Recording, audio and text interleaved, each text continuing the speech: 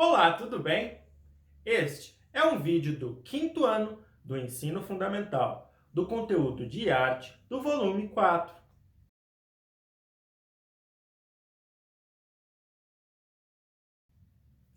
Bem-vindos novamente a mais uma aula. Meu nome é Heitor Bonifácio e eu sou o seu professor de arte. Hoje nós vamos falar do modernismo, mais especificamente da Semana de Arte Moderna de 1922. Modernismo são um conjunto de movimentos que aconteceram do final do século XIX e início do século XX. As artes europeias estavam muito viciadas no academicismo e, para falar a verdade, na mesmice. Logo, muitos artistas queriam criar, inovar, e daí vêm os diversos movimentos modernistas: impressionismo, expressionismo, nacionalismo modernista. O modernismo foi um conjunto de movimentos culturais que transformou as artes no início do século XX. No Brasil, os modernistas buscavam a valorização da natureza e do povo brasileiro. Para isso, uniram elementos das artes desenvolvidas na Europa e nos Estados Unidos, que exerciam grande influência sobre os brasileiros: as culturas tradicionais indígenas e a cultura popular nordestina. Por exemplo, o modernismo influenciou a pintura, a escultura, o teatro, a dança, a música e a literatura.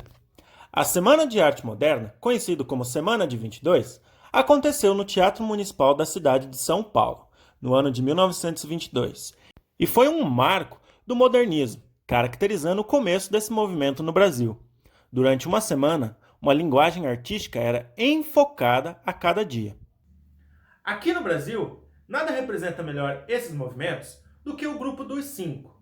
Cinco artistas de diferentes linguagens que são os principais nomes da Semana de Arte Moderna de 1922. O grupo dos cinco foi composto por artistas que contribuíram para pensar o modernismo brasileiro. São eles: Menotti Del Picchia foi um poeta, romancista, ensaísta, cronista, jornalista, advogado, tabelião e político brasileiro. Nossa, quanta coisa! Foi ativista do modernismo, mas sua obra mais marcante é o poema Jucá Mulato, em que a temática é o caboclo, o maior traço do pré-modernismo. Del Picchia nasceu na cidade de São Paulo, no dia 20 de março de 1892. Filho do jornalista Luigi Del Picchia e de Corina Del Corso, imigrantes italianos. Jura?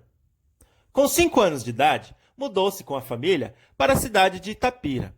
Iniciou seus estudos em Campinas, São Paulo, e em seguida estudou no Ginásio Diocesano São José, em Pouso Alegre, Minas Gerais. De volta a São Paulo, ingressou na Faculdade de Direito do Largo de São Francisco, concluindo o curso em 1913. Nesse mesmo ano, publicou seu primeiro livro, Poemas do Vício e da Virtude. No ano seguinte, voltou para Itapira, onde trabalhou como advogado e dirigiu os jornais Diário de Itapira e O Grito. Em 1917, Menotti Del Picchia, futuro modernista, publicou o poema Juca Mulato, onde fixa o temperamento triste do brasileiro, que foi reproduzido em diversos jornais do país. Com inovações de linguagem, a obra levou o autor ao reconhecimento nacional.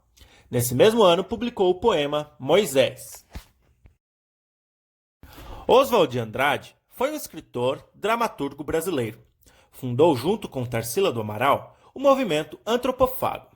Foi uma das personalidades mais polêmicas do modernismo.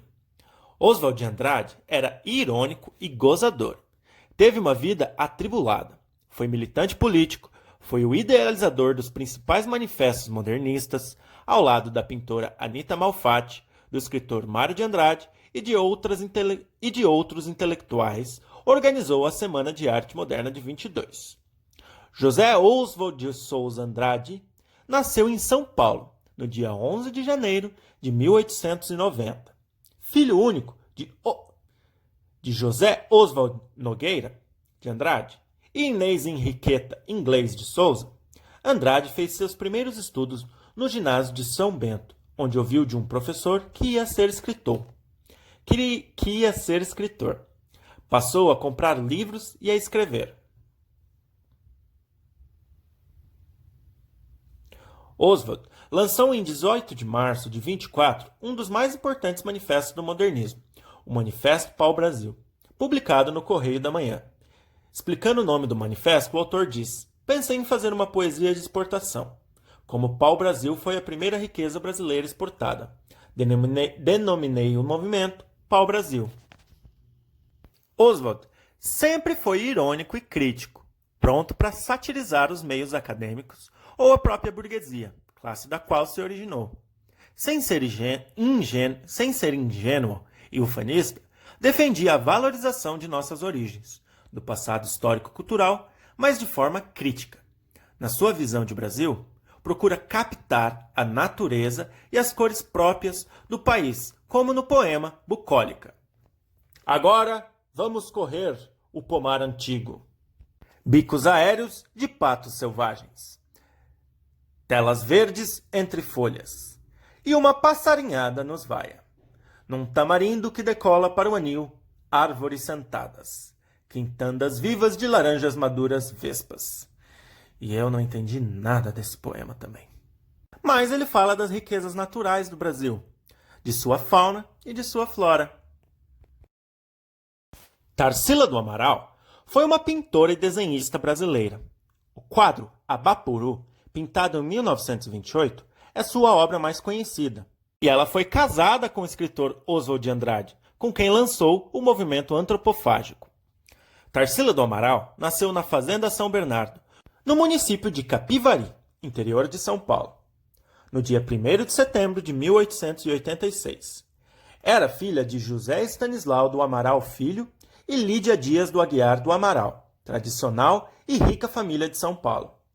Era neta de José Stanislau do Amaral, proprietário de diversas fazendas no interior de São Paulo, apelidado de milionário. Seu pai herdou apreciável fortuna e diversas fazendas nas quais Tarsila passou a infância e a adolescência. Tarsila do Amaral estudou em São Paulo, em uma escola de freiras e no Colégio Sion. Completou seus estudos em Barcelona, na Espanha, onde pintou seu primeiro quadro, Sagrado Coração de Jesus, aos 16 anos. De sua volta ao Brasil em 1906, Tarsila casou-se com André Teixeira Pinto, primo de sua mãe, com quem teve uma filha, Dulce Pinto. Em 1916, Tarsila começou a estudar no ateliê de William Zadge, escultor sueco e radicado em São Paulo. Com ele, aprendeu a fazer modelagem em barro. Em 1920, separou-se de André Teixeira e foi para Paris, onde estudou na Academia Julian, escola de pintura e escultura. Estudou também com Émile Renard.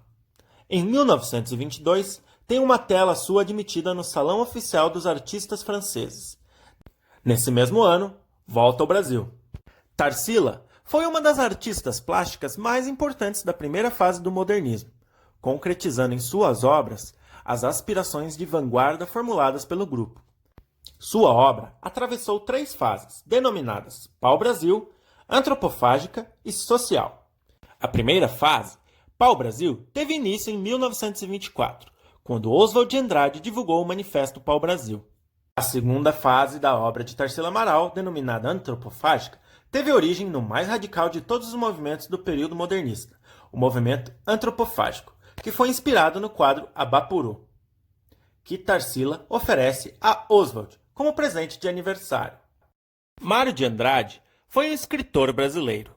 Publicou Pauliceia Desvairada, primeiro livro de poemas da primeira fase do modernismo. Estudou música no Conservatório de São Paulo. Foi crítico de arte em jornais e revistas. Teve papel importante na implantação do modernismo no Brasil. Seu romance Macunaíma foi sua criação máxima. Mário Raul de Moraes Andrade nasceu na Rua de Aurora, em São Paulo, no dia 9 de outubro de 1893. Filho de Carlos Augusto de Andrade e de Maria Luísa. Concluiu o ginásio e entrou para a Escola de Comércio Alves Penteado. Depois de se desentender com o professor de português, abandonou o curso. Em 1911, ingressou no Conservatório Dramático e Musical de São Paulo, concluindo o curso de piano em 1917. Ainda em 1917, após a morte de seu pai, passou a dar aulas particulares de piano. Frequentador das rodas literárias, conheceu Anita Malfatti e Oswald de Andrade, tornando-se amigos inseparáveis. O ano de 22 foi importantíssimo para Mário de Andrade. Além de participar da Semana de Arte Moderna, foi nomeado professor do Conservatório de Música. Integrou o grupo fundador da revista Claxon, que servia de divulgação para o movimento modernista. Publicou Pauliceia Desvairada, onde reuniu seus primeiros poemas modernistas, na tentativa de definir e animar os novos caminhos para a criação artística brasileira. Em Pauliceia Desvairada, Mário realiza ousadas experiências de linguagem, versos livres, associações de imagens e linguagem coloquial. Anita Malfatti foi uma artista plástica brasileira. A mostra expressionista da pintura realizada em São Paulo, na Exposição de Pintura Moderna, foi um marco para a renovação das artes plásticas no Brasil. A crítica do escritor Monteiro Lobato sobre a arte expressionista, publicada no jornal O Estado de São Paulo, intitulada Paranoia ou Mistificação, serviu de estopim para o movimento modernista no Brasil. Anita aprendeu a pintar com a mãe, que após a morte do marido, dava aulas de pintura e línguas para sustentar a família. Com 19 anos, formou-se professora. Em 1910, com a ajuda de um tio e do padrinho, foi estudar na Alemanha, onde frequentou o ateliê de Fritz Berger. E, em seguida, matriculou-se na Academia Real de Belas Artes em Berlim, onde estudou pintura expressionista, cujo objetivo era expressar o emocional, distorcer formas e usar cores pouco reais. Em 1914, Anita Malfatti voltou ao Brasil e realizou uma exposição na Casa Mapim, quando apresentou os estudos de pintura expressionista feitos no ateliê Clovis Corinth, em Berlim. Em 1915, foi para Nova York, onde estudou na Art Students League e na Independent School of Art, sob a orientação de Homer Boss, que dominava o expressionismo, movimento pouco conhecido na época, principalmente fora da Europa. Quando teve a liberdade de pintar livremente, sem limitações estéticas, nessa época, Anita pintou seus quadros mais brilhantes. O modernismo brasileiro foi marcado pelo manifesto antropofágico. Fagia significa comer. Antropo significa humano. Antropofagia é a prática ancestral de comer carne humana em rituais, como canibalismo. A ideia dos modernistas é que os artistas brasileiros deveriam devorar a cultura estrangeira para transformá-la, ou seja, alimentar-se das referências europeias e estadunidenses misturadas à cultura dos povos do nosso território, como os indígenas, para fazer nascer uma cultura brasileira. Esse manifesto, inspirado na pintura Abapuru de Tarsila do Amaral, foi escrito por Oswald de Andrade, em 1928. Tarsila e Oswald eram casados. Abapuru é um termo indígena, significa homem que come gente. As cores da bandeira do Brasil, o retrato de uma pessoa que tem pés e mãos aumentados, representando o trabalho braçal do povo brasileiro, e a criação de uma figura não realista, fizeram dessa pintura um marco do movimento modernista. A pintora Anita Malfatti usava a cor como um dos principais recursos em suas obras. Ela criava figuras expressivas com colorações inesperadas, como nesse retrato de Mário de Andrade. A sua atividade será a seguinte: você tem que fazer uma reprodução do quadro Abapuru, de Tarsila do Amaral. Eu vou deixar ele quando esse vídeo acabar. Você pode tirar print. Espero que tenham gostado e vejo vocês na próxima. Tchau!